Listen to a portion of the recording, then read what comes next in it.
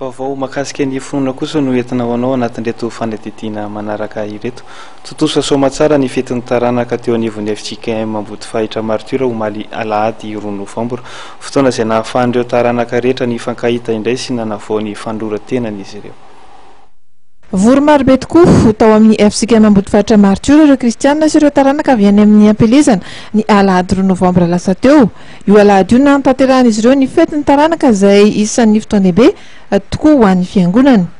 Na dia efa nampiasaina azy ilay hevitra malalaka tao amin'ny akany voamboarina dia mbola marobe ihany ireo voatena naraka ny fampivavahana tany an-tokotany. Nandritra ny fampivavahana dia nisy ihany koa ny fiantsonana anaran'ireo taranaka tsirairay mba hiseho eo anatrehan'Andriamanitra ka anavao sy hanamafy ny fanoloran-tena.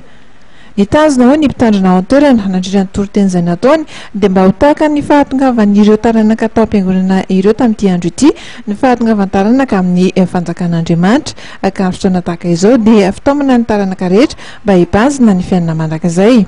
Tsy hay nitsy hisaotra anareo taranaka ny fiangonana FJKM Ambody Fahitra Martura izay naneo zany asa vavolombelona izany tamin'ny ity anio ity dia manantena isika fa amin'io avy dia ohatra noho ny tamin'ny lasa ny fanompoantsika an'Andriamanitra ary etonany mbola anamafisana ny fanentanana antsika taranaka Ambody Fahitra fa amin'ny Alahady ho avy zao dia isy ny sakafo piraisana izay ataontsika moa amin'ny lambera fialamboly Atsapandrano Ilafy sakafo piraisana izay fanaontsika isan-taona amin'ny Alahady 7 Novambra dia manentana antsika tranony amin'izany ary indrindrandrindra ny amin'ny asa atao amin'ny fanamboarana ny akany dia manentana antsika taranaka Ambody Fahitra mba samy ezaka andalo ity an-toerana hijery ny fivoaran'ny asa ary andray anjara arak'izay azontsika atao amin'ny fantanterahana izany asany akany izany.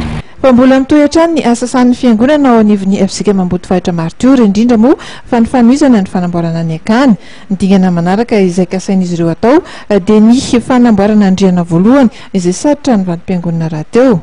Ny Alahady 7 Novambra ho avy zao kosa dia isy ny sakafo firaisana izay tanterahan'izy ireo ao amin'ny lambeary fialamboly ka iantsona ny taranaka Ambody Fahitra rehetra ny andraisana anjara amin'izany.